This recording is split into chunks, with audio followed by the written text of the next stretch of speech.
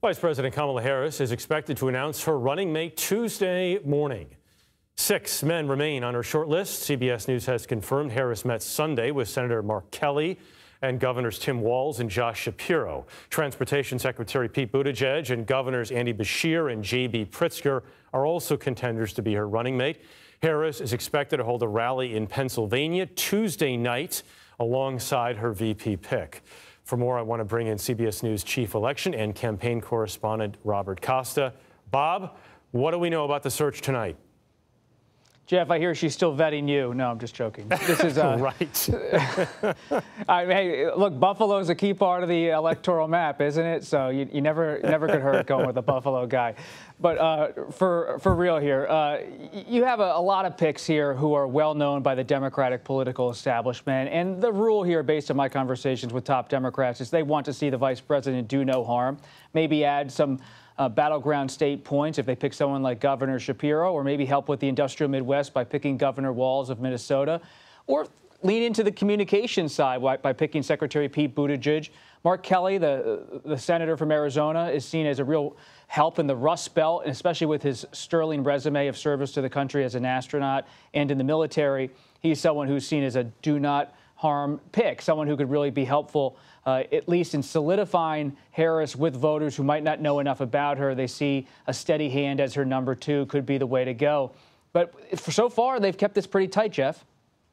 You really threw me on that one, by the way. I mean, this is why I picked journalism. I didn't want to pick sides other than truth and fairness. Bob, Harris is kicking off this Battleground state tour, as you know, and it starts in Pennsylvania, which would lead one to believe it might be Josh Shapiro, but we don't know.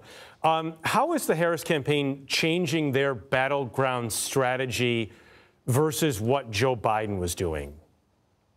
Well, it's a lot like President Biden's strategy. If you look at that map right there, you see they're playing for the Rust Belt, playing for Nevada. In Milwaukee, Wisconsin, where the Republicans had their convention, Wisconsin, a key state. Detroit, with the labor unions there, really important. Sean Fain from the UAW has endorsed the Harris campaign. Pennsylvania, of course, is key. But I'm really paying attention to that southern part of the map. The Governor Cooper of North Carolina is not on this finalist list, but the Democrats really want to play in Georgia. They want to play in North Carolina. They see changing demographics in the South, an opportunity there. Think about this. 2 Democratic senators in Georgia now in the past few years. And so they don't want to just give away the South and say it's just only for Republicans to play in. So whoever gets this pick, yes, you're going to see them all across the industrial Midwest, as we've seen the Biden campaign for months. But look for them to be in the South as well, in the Sun Belt. Yeah, it's interesting. I think the Harris campaign does have high aspirations for Georgia, potentially. New polling shows Kamala Harris has a 1-point edge over Donald Trump nationally. They're tied in these battleground states. The number of Democrats, the number of black voters who say they'll definitely vote has gone up significantly since she became the nominee. What does that say about how the race is changing? And also, how is the Trump campaign responding? Well, you have the Trump campaign putting a real emphasis on trying to get Senator Vance as the running mate to go to Western Pennsylvania, to go to Michigan, to go to Wisconsin, and to remind voters who have biographies and roots similar to his own, and saying, we're with you, even if you're a union voter who traditionally has voted Democrat, we're the campaign for you. We're going after the border issue in a forceful way. But the Harris campaign is saying we can compete for the labor vote at the same time, but also try to run up the score in places where there's real enthusiasm for having a new person like Vice President Harris on the ticket with her biography, with her story. And so you see a push for Philadelphia. I grew up outside of Philadelphia. They're going to be there on Tuesday, the Harris campaign.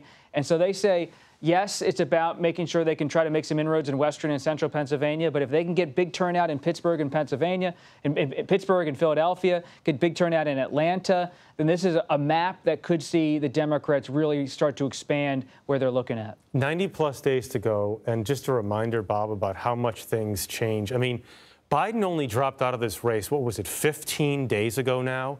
And all this has happened since. So we can expect, it's amazing. right? I mean, you expect even more changes over the next month.